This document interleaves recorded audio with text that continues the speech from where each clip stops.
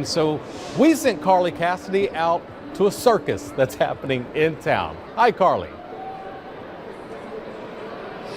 Hey, Rusty, thanks. That's right. Courtney was out here this morning, but of course out here this afternoon at the circus.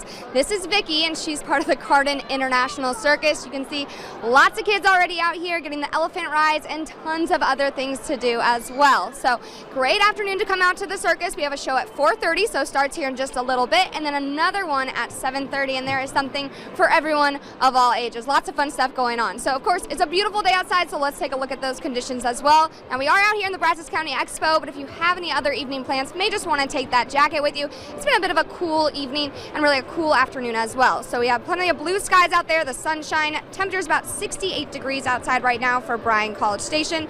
Humidity, that is low, all because of really that north wind. Across the rest of the Brazos Valley, we're into the mid to upper 60s as well. 66 in Crockett, down to about 69 degrees in Hempstead. That north wind still in place around 5 to 15 miles per hour, so that's offering us a little bit of a breeze and also bringing in those drier and a bit of those cooler conditions as well. Now we stayed sunny and pretty mild again today, really staying that way again for tomorrow, but then we do have a little bit of some changes coming for the forecast, so we'll talk about that full forecast in a few minutes and also show you a lot more that's going on in the circus. Just a little bit. We'll send things back to you in the studio.